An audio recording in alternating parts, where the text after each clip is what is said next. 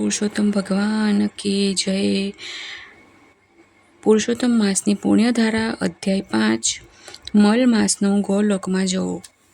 નારદજીએ નારાયણ ભગવાનને પૂછ્યું, હે ભગવાન, તે પછી દુઃખી મળ માસ અધિક માસને શ્રી વિષ્ણુ ભગવાને એટલે કે શ્રી કૃષ્ણએ શું કહ્યું?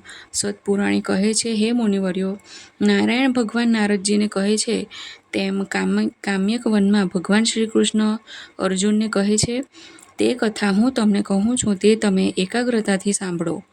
હે મહર્ષિ, કામ્યક વનમાં શ્રી કૃષ્ણ ભગવાને અર્જુનને કહ્યું કે હે અર્જુન, હું સ્વર્ગલોકમાં બનેલી હકીકત હું તને કહી સંભળાવું છું.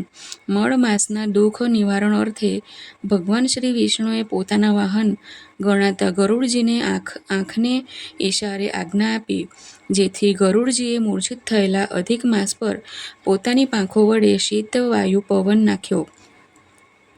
એનાથી તે ભાનમાં આવ્યો અને ત્યાર પછી શુદ્ધિમાં આવ્યા બાદ દુઃખી થયેલા અને સંતાપયુક્ત મળ માસને ભૂલાઈ ગયેલું દુઃખ ફરી તાજું થયું. એમાંથી સ્વસ્થ થતા મળ માસે અશ્રુભીની આંખે શ્રી વિષ્ણુ ભગવાનને વિનંતી કરતા કકળતે કાળજે કહ્યું, આવા પીડાકારી જીવન કરતાં તો હું મૃત્યુને વધુ પસંદ કરું છું. હે પ્રભુ, હવે મારે જીવવું નથી, મારે મરવું છે. આ સાંભળીને મળ માસને માથે હાથ ફેરવતા આશ્વાસન આપતા સાક્ષાત દયાનિધાન મધુસૂદન ભગવાને થોડીવાર મનમાં ધ્યાન ધરીને તેના દુઃખને દૂર કરવાના ઉપાયોને નિશ્ચય કરીને તેને કહેવા લાગ્યા, હે વત્સ, આ સઘળું વિસરી જઈને તું શાંત થા, સ્વસ્થ થા. તું મારી સાથે ગોલોકમાં ચાલ. ત્યાં શ્રી કૃષ્ણ ભગવાન બિરાજે છે. એ પરમાત્માનું વર્ણન આ પ્રમાણે છે. મેઘ સમાન શ્યામ વર્ણના કમળના ફૂલ જેવા લાલ નેત્રવાળા ગોપીઓના ટોળામાં ઊભા રહી મુરલીના મધુર સૂરથી રાસક્રીડાની શોભા વધારનાર શરદ પૂર્ણિમાના ચંદ્ર કરતાંય અધિક પ્રકાશિત મુખ વીજળી જેવું પીળું પીતાંબર ધારણ કરેલું છે. દેહ પર કિંમતી વસ્ત્રાભૂષણો શોભે છે. ચંદન, કેસર, કસ્તુરી વગેરે વિવિધ પ્રકારના સુગંધી પદાર્થના લેપ જેમને અંગે થયેલા છે. છાતીમાં શ્રી વત્સનું ચિહ્ન ધરાવનાર, જેમના કાનોમાં કુંડળો છે. રત્નજડિત સિંહાસન પર બિરાજમાન, પાર્ષદોષોથી ચારે કોર ઘેરાયેલા એવા એ ભક્તવત્સલ ભગવાન, એ જ શ્રી પુરુષોત્તમ ભગવાન છે. એ કૃષ્ણને કોઈ પણ પ્રકારની ઈચ્છા નથી. અમને કોઈ માયા, મોહ, વિચાર નથી. જેમણે જગતનું કલ્યાણ કરવા અર્થે જ માયાવી દેહ ધારણ કર્યો છે, તે સર્વના આધાર છે. નિસ્પૃહી, નિરાકાર છે, પૂર્ણ છે, પ્રકૃતિથી પર છે, સર્વના નિયંતા છે, સૌના નાથ છે. એવા પરમાત્મા શ્રી કૃષ્ણ તારા દુઃખ દૂર કરશે, માટે તું મારી સાથે ગોલોકમાં ચાલ. આમ કહીને પરમ કૃપાળુ પરમાત્મા મળ માસ અધિક માસનો હાથ ઝાલીને એને ગોલોકમાં લઈ ગયા. શ્રી નારાયણ કહે છે, હે મહર્ષિ નારદ, એ ગોલોક અજ્ઞાનરૂપી અંધકારનો નાશ કરીને જ્ઞાન માર્ગનો પ્રકાશ પાથરે છે. એ જ્ઞાનરૂપી દીપકનો પ્રકાશ પાથરનાર શ્રી કૃષ્ણ પરમાત્માનું મહાન ઝગમગતું તેજ છે. એ દિવ્ય તેજમાં સ્વર્ગ, પૃથ્વી તથા પાતાળ ત્રણેય લોક સમાયા છે. ગોલોક ત્રિલોક કરતાંય અતિ સુંદર છે. ત્રિલોકની ઉત્તરે તે સાક્ષાત બ્રહ્મની માફક બિરાજે છે. તેની લંબાઈ પહોળાઈ 3 કરોડ યોજનની છે. તેની જમણી તરફ 50 કરોડ યોજનને અંતરે વૈકુંઠ છે. ડાબી તરફ એટલા જ અંતરે શિવલોક છે. એ બંને પણ અત્યંત સુંદર છે. કરોડો ગાઉના રસ્તા કિંમતી રત્નોથી જડેલા છે. યોગીજનો અને એને સ્વપ્નમાં પણ જોઈ શકતા નથી, કારણ કે શ્રી કૃષ્ણ ભગવાને પોતાના યોગ બળથી તેને ગુપ્ત રાખ્યો છે. આ ગોલોક શાશ્વત, સનાતન, કાયમ રહેનાર છે. તેમાં આદિ, વ્યાધિ, ઉપાધિ, વૃદ્ધત્વ, મૃત્યુ, શોક, ભયનું નામ નિશાન નથી. જમણી બાજુના વૈકુંઠમાં વૈષ્ણવોનો વાસ છે. ડાબી બાજુના શિવલોકમાં શંકર ભગવાનના ગણોના પરિવારો વસે છે. એવા ગોલોકના સ્વામી સર્વ માંગલ્યોમાં માંગલ્યરૂપ પરમાત્મા સર્વસિદ્ધિ આપનાર નિર્ગુણ આદિ પુરુષ યજ્ઞક્રિયા સ્ત્રોતોને પ્રવર્તનાર શાંતિપરાયણ છે. એમના રૂપનું વર્ણન કરતાં કરતાં શ્રી વિષ્ણુએ કહ્યું, હે મળમાસ, મારી આગળ આ સઘળું વિવરણ કરવાનું કારણ એ છે કે હું તારા પર ખૂબ પ્રસન્ન થયો છું.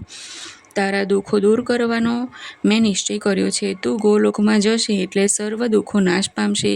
આટલું કહીને શ્રી વિષ્ણુ ભગવાન પોતાના પ્રિય વાહન ગરુડ પર બિરાજીને મળમાસને લઈને વિરજા નામની નદીથી વીંટળાયેલા ઉત્તમ ગોલોકમાં આવ્યા. શ્રી બૃહનારદીય પુરાણના પુરુષોત્તમ મહાત્મ્યનો મળમાસનું ગોલોકમાં આગમન નામનો અધ્યાય 5મો સમાપ્ત.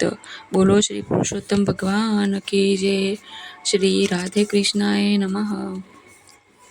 હવે આપણે કથા સાંભળીશું.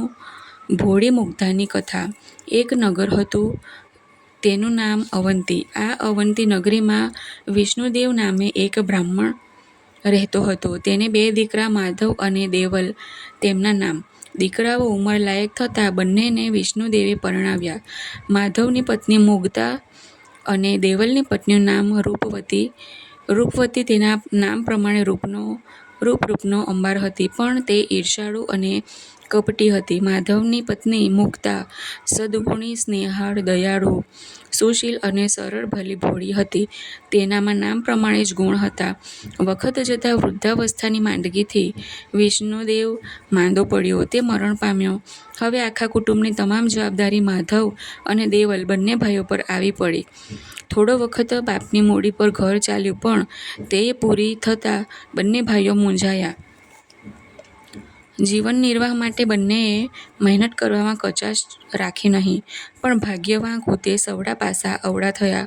તેમને કંઈ પણ લાભ મળ્યો નહીં. માધવ દેવલ વિચારવા લાગ્યા કે આ અવંતી નગરમાં આપણી વિદ્યા આવડતની કશી જ કદર નથી. નસીબ પણ યારી આપતું નથી. ચાલો પરદેશ જઈને નસીબ અજમાવીએ. ત્યાં આપણી વિદ્યાની કદર થશે અને વળી સારી કમાણીએ થશે. માધવે પરદેશ જતાં પહેલાં વિચાર્યું, મુગ્ધા ભલી ભોળી છે. મારી ગેરહાજરીમાં તે એકલી અટૂલી મૂંઝાશે, માટે લાવ, ભાભીને તેને માટે સોંપણ કરતો જાઉં. આમ વિચારીને તેણે જતી વેળા ભાભી રૂપવતીને કહ્યું, મોટી ભાભી, તમે ઘરના વડીલ છો, શાણા સમજુ છો. મારી ગેરહાજરીમાં મુગ્ધાને સંભાળજો. તેને લેશ માત્ર પણ મનમાં ઓછું આવવા દેશો નહીં. કોઈક વાર તેની કંઈ ભૂલચૂક થાય તો મન મોટું રાખીને માફ કરજો. માર્ગદર્શન આપજો. બંને જણા હળીમળીને પ્રેમથી રહેજો. એટલું જ નહીં, માધવે પોતાની પત્ની મુગ્ધાને પણ શિખામણના 2 શબ્દો કહીને મોટી ભાભીના કહ્યાસર રહેવા જણાવ્યું. સારી કમાણી કરવા માટે માધવ દેવલ પરદેશ ઉપડ્યા. હવે તો રૂપવતીને મોકળું મેદાન મળી ગયું. આમ પણ તે કપટી અને ઈર્ષાળુ તો હતી જ, હવે તેનું પોતાનું પ્રકાશવા લાગ્યું. તેનું અસલી સ્વરૂપ દેખાયું. તે મુગ્ધા પર રોજ રોફ જમાવા લાગી. યદ્રા તદ્રા બોલવા લાગી. ઘડીએ ને પળે મુગ્ધાનું અપમાન કરતી, તતડાવતી અને ત્રાસ આપતી, ખૂબ પજવતી. એક દિવસ ભાભી રૂપવતીએ એક નહીં ને બીજી બહાનું કાઢી છેવટે રાંધવાની બાબતમાં મુગ્ધા સાથે ખૂબ ઝઘડો કર્યો. મુગ્ધાને ધક્કે ચડાવી, ઠાંસા માર્યા, મૂઢ માર અને તમાચા માર્યા.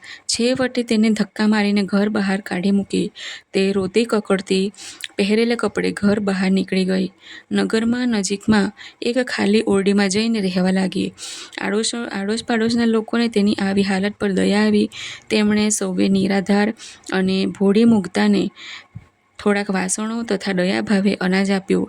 આથી તે જરા થરી થામ થઈ. હવે તે લોકોના વાસણ કપડાં કરીને પોતાનું ગુજરાન જેમ તેમ કરીને ચલાવવા લાગી.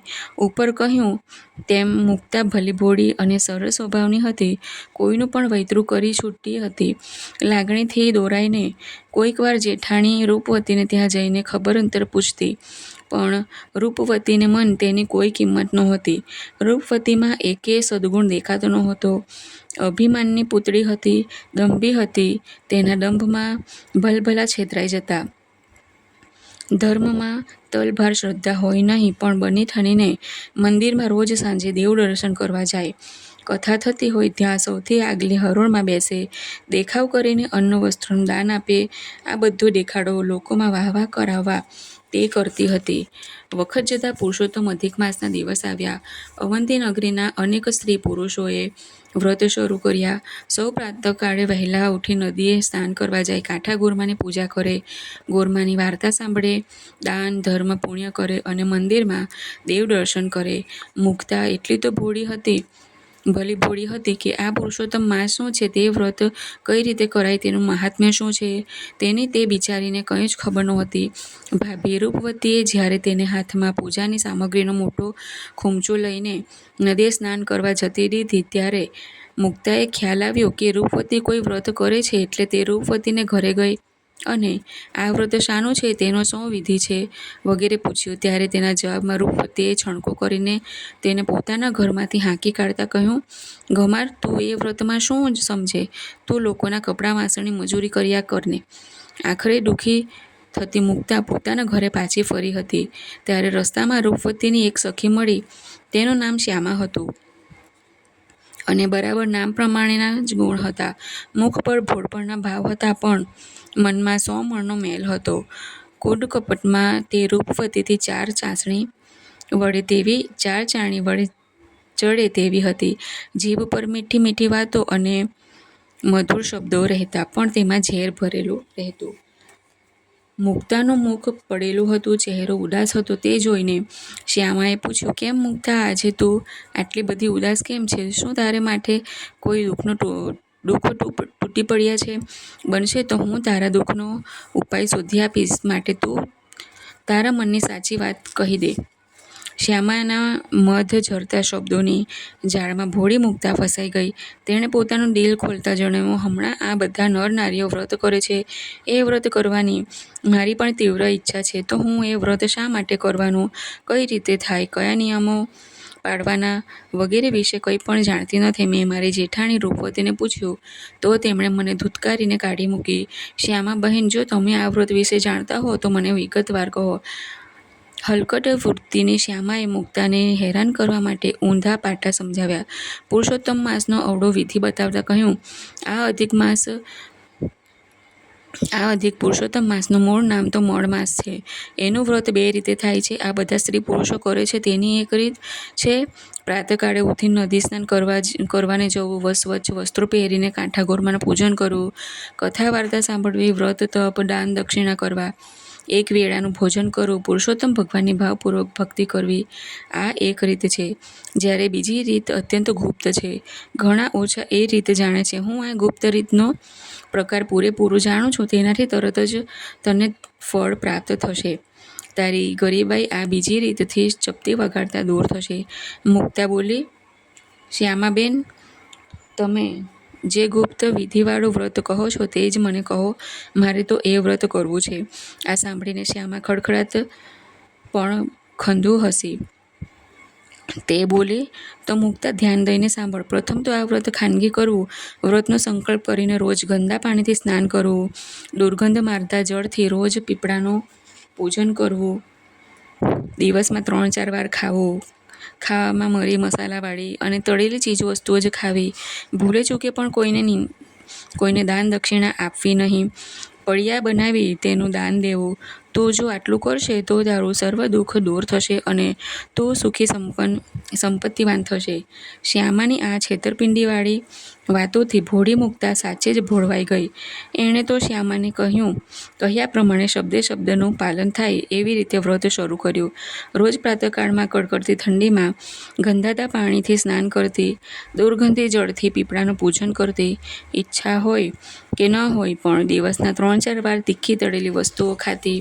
વ્રતને અંતિમ દિવસે મુક્તાએ શ્યામાને ઘરે જઈને કહ્યું, શ્યામાબેન, તમે કહેલું તે પ્રમાણે મેં નિયમો પાડીને વ્રત કર્યું છે. તો હવે તો પુરુષોત્તમ ભગવાન મારા પર પ્રસન્ન થશે ને? શ્યામાએ કહ્યું, હા બહેન, તું રોજ પીપળાનું પૂજન કરતી હતી. તેની પાસે જઈને સંધ્યા ટાણે કહેજે કે હે પીપળામાં વાસ કરતા પુરુષોત્તમ ભગવાન, મેં જો મળ માસનું સાચા હૃદયથી ભક્તિભાવે વ્રત કર્યું હોય તો હવે તમે મને આજ્ઞા આપો એટલે હું તેનું ઉદ્ધાપન કરું. મુક્તાએ વચ્ચે પૂછ્યું, પણ બેન, ભગવાન નહીં આવે તો શું? શ્યામાએ ઉત્તર વાળ્યો, એવું તો એ વળી બનતું હશે, મૂર્ખ. ભગવાન તો રાજી થઈને તરત જ ઉદ્યાપન કરવાની તને આજ્ઞા આપશે. તે વેળા તારે હાથ જોડીને કહેવું, હે ભગવાન, કાલે મારે ઘરે જમવા પધારજો. સાચી વાત એ હતી કે મુક્તાના ભોળપણનો લાભ ઉઠાવીને શ્યામા તેની મજાક ઉડાવતી હતી, પણ ભોળી ભટાક મુક્તા તો ગંધાતા પાણીનો લોટો લઈને પીપળાએ ગઈ અને પાણી રેડીને પીપળાને જમવાનું આમંત્રણ આપ્યું. ભોળી મુક્તાનું ભોળપણ જોઈને ભગવાન પણ તેના પર રીઝાયા. તે બોલ્યા, બેટા, હું તારું ભોળપણ જોઈને હું તારા પર પ્રસન્ન થયો છું. કાલે હું તારા ઘરે અવશ્ય જમવા આવીશ, પણ જો કોઈ મારે વિશે પૂછે તો તું એટલું કહેજે કે પરદેશ ગયેલો મારો ભાણિયો ભાઈ આવે છે. આ સાંભળીને મુક્તા તો ખુશ થઈ ગઈ. તે તો સીધી શ્યામાને ત્યાં પહોંચી ગઈને બનેલી બધી વાતો કરી. મુક્તાની સત્ય હકીકતને ઠેકડી કરીને ઉડાડી દીધી. હજી વધુ ફજેત કરવાને તેણે મુક્તાને કહ્યું, મુક્તા, તું ઉજવણું કરે જ છે તો પછી તેમાં 51 બ્રાહ્મણોને જમણવાનું આમંત્રણ આપજે. રસોઈમાં તમામ રસોઈ બનાવજે, પણ લાડુ એક જ મોટો બનાવજે, અને જ્યારે તારા ભાઈ બનીને ભગવાન આવે ત્યારે તેમને મોટો એક લાડુ આપીને તમામ બ્રાહ્મણોને પીરસવાનું કહેજે. ભોળી ભટાક મુક્તાએ શ્યામાની વાત સાચી માની લીધી. 51 બ્રાહ્મણોને ઘરે જઈને આવતીકાલે જમવા પધારજો આવા નોતરા સૌને આપ્યા. બીજા દિવસે જમવાનો વખત થતાં બ્રાહ્મણો એક પછી એક આવવા લાગ્યા. મુક્તા તો ભગવાન પુરુષોત્તમની કાગડોળે રાહ જોતી આંગણામાં ઊભી હતી. તેણે સૌ બ્રાહ્મણોને કહ્યું, થોભો, થોડીક વારમાં જ મારો ભાઈ આવે છે. તે આવે પછી તમને બધાને જમવા બેસાડું. પેલી તરફ જેઠાણી રૂપવતીએ પણ મોટાઈ બતાવવા 101 બ્રાહ્મણોને જમવા તેડ્યા. રસોઈની પૂરી તૈયારી કરી રાખી હતી. એક પછી એક બ્રાહ્મણો રૂપવતીને ત્યાં આવવા લાગ્યા. વખત વીતતો ગયો હતો અને મુક્તાના મનમાં ચટપટી થતી હતી. તેણે મનમાં પુરુષોત્તમ ભગવાનનું સ્મરણ કર્યું. એટલામાં ત્યાં એક તેજસ્વી હષ્ટપુષ્ટ જુવાન આવી પહોંચ્યો. તેણે પૂછ્યું, મુક્તા બહેન અહીં રહે છે કે? મુક્તા તો હર્ષાશ્રુ વહાવતી દોડતી આવી. તેણે ભાઈનો હાથ પકડી બોલ્યો, ભગવાન મંદ હસવા પડ્યા.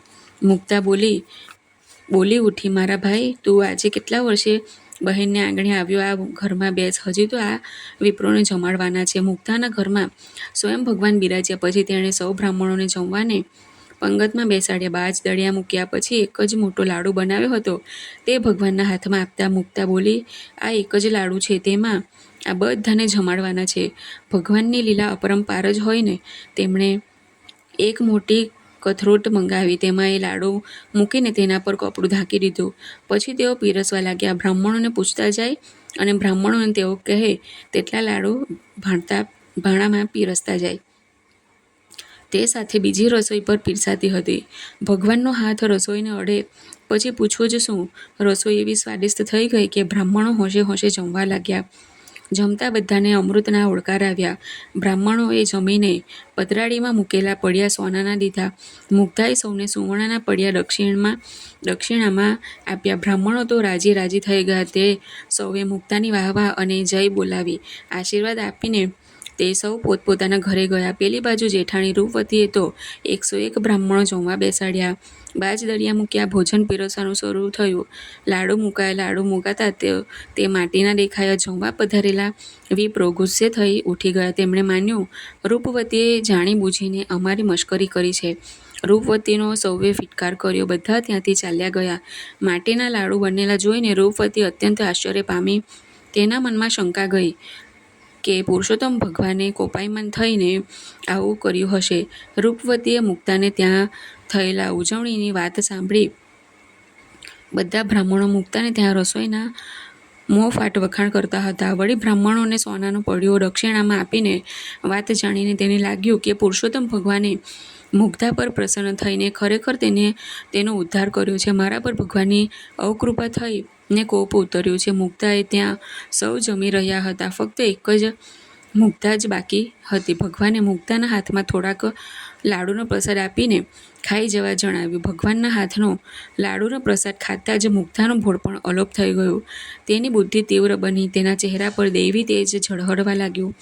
મુક્તાએ ભાઈના સ્વરૂપમાં આવેલા પુરુષોત્તમ ભગવાનને પીછાણી લીધા અને તેમના ચરણો ઝાલી લીધા. તે બોલી, હે પ્રભુ, આપે તો મારા જેવી ભોળી ભામીની પર અનહદ કૃપા જ કરી છે. હવે આપ આપના સાચા સ્વરૂપમાં પ્રગટ થઈને મુજ દિન આપ અબળાને દર્શન દો, મારો ઉદ્ધાર કરો, મારા જીવતરનું કલ્યાણ કરો. મુક્તાની માંગણી પ્રભુએ સ્વીકારી. પુરુષોત્તમ ભગવાને પોતાના સાચા સ્વરૂપમાં પ્રગટ થઈને ભોળી મુક્તાને દર્શન આપીને આશીર્વાદ આપ્યા.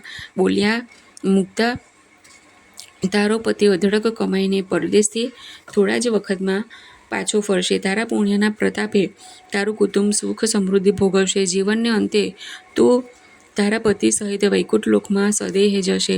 વળી કપટી શ્યામાની સલાહથી તે જે દુર્ગંધ મારતા પાણીની કુંડીમાં સ્નાન કરેલું તે કુંડી હવે મુક્તા સરોવરના નામે સર્વત્ર પ્રસિદ્ધ થશે. જે કોઈ ભાવિક આ સરોવરમાં સ્નાન કરશે તેના સર્વ પાપો બળીને ખાખ થઈ જશે. મુક્તા હાથ જોડીને આશ્ચર્યમુગ્ધ થઈને ઊભી ભગવાનની દિવ્ય વાણી સાંભળતી હતી. એટલામાં ચમત્કારિક રીતે પ્રભુ અંતર્ધ્યાન થઈ ગયા. પછી તો આ વાત આખા નગરમાં વાયુવેગે ફેલાઈ. મુક્તાને સતી માનીને બધા તેના દર્શન કરવા આવવા લાગ્યા. જ્યારે રૂપવતીએ આ સર્વ વાત જાણી ત્યારે તેને પેટ ભરીને પસ્તાવો થયો. તે દોડતી મુક્તાને ઘરે ગઈ અને તેના ચરણ પકડીને માફી માંગી. પછી પોતાને ઘેર તેડી ગઈ. પછી બંને દેરાણી જેઠાણી સંપીને સાથે રહેવા લાગ્યા. થોડા દિવસ બાદ બંનેના પતિઓ અઢળક સંપત્તિ લઈને ઘરે પાછા ફર્યા. આ સઘળું પુરુષોત્તમ ભગવાનના વ્રતને પ્રતાપે થયું હોવાની અવંતી નગરીના મોટા ભાગના લોકોએ હવે પછી આવનારા પુરુષોત્તમ માસમાં વ્રત કરવાનો દ્રઢ સંકલ્પ કર્યો. બોલો પુરુષોત્તમ ભગવાનની જય. ઓમ નમો નારાયણ. ઓમ શ્રી વિષ્ણુપ્રિયાય નમઃ. શ્રી રાધે કૃષ્ણાય નમઃ.